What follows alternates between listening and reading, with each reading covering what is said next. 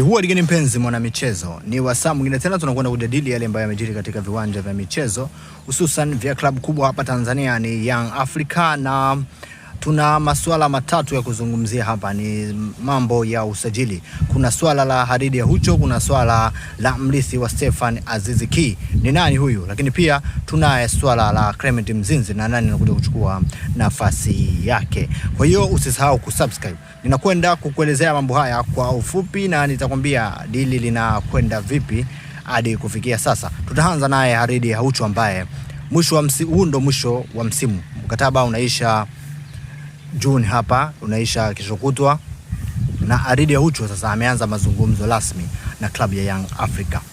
Lakini ambacho bado hakijakubalika hapa au kijakubaliwa kati ya pande zote mbili, Young African wao wanataka kumpa mkataba wa mwaka mmoja, lakini Haridi Aucho anahitaji angalau mkataba wa miaka miwili. Young Africa wamempa mshahara mkubwa, lakini na marupurupu wamemwekea mengi, ni bonus ni nyingi, na si kama ulivyokuwa ni mkataba wake wa kwanza, lakini pia wanataka tu ni mkataba wa mwaka mmoja.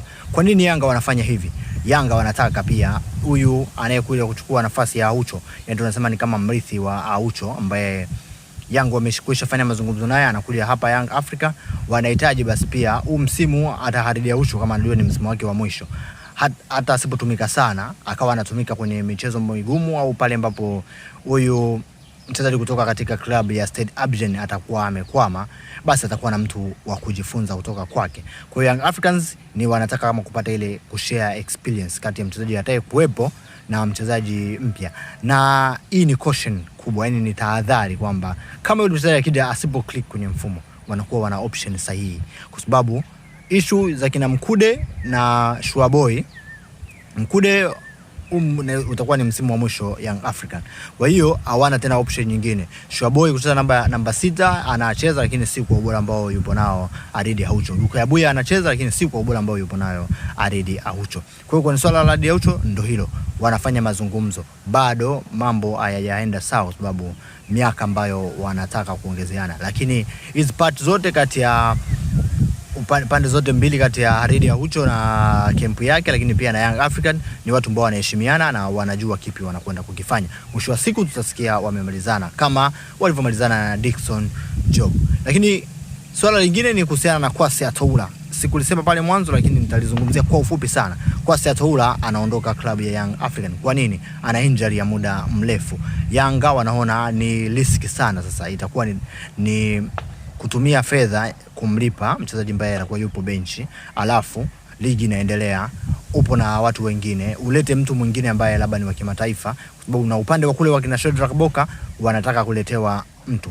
Hizo ndo sajili ambazo kwa pande za beki. Sasa twende kwa upande wa kwake yule mrithi wa Stefan Aziz Ki, ni bwana mdogo anayecheza katika ligi ya Ivory Coast.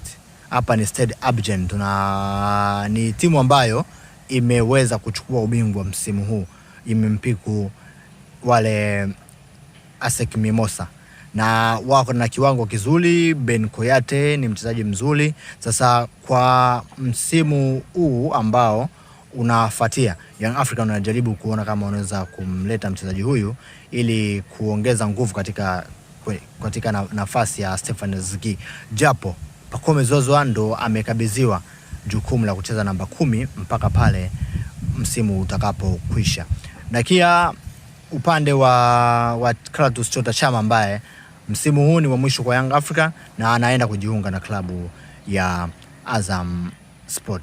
Kwa nini nasema ni msimu wa mwisho? Young African wanataka kuleta mtu mwingine ambaye atakuwa analia. Na upande wa Clatous Chota Chama hayupo huru kama alivyokuwa Stefan Aziz Ki, kwamba wewe nafasi yako ipo, yeye anabidi aipambanie nafasi. Lakini kwa Stefan Aziz Ki ilikuwa nafasi yake ipo, kiwango kikiwa kimeshuka kipo kwenye hali gani, yeye ataendelea kucheza na kiwango atakirigeni akiwa uwanjani. Lakini kwa wachezaji wengine ni kwamba yeye inabidi mpambanie namba. Na tukienda kwa upande wa Clement Mzize, lile lake linaendelea vizuri na wamefikia makubaliano, baadhi ya makubaliano na timu ya Zamalek. Kwa hiyo msimu unaokuja usishangae kumuona Clement Mzize yuko Zamalek, lakini Young African bado wanaangalia option. Ndio maana dili la Gibril Sila wamelitupilia kambani, wamelitupilia chini, kwa sababu wanataka mchezaji mwenye quality kubwa zaidi, na Djibril Sila amekuwa na historia ya majeraha. Hayo ndio tupo nayo kwa siku ya leo. Usisahau kusubscribe, tutakutana wakati mwingine. Asante sana.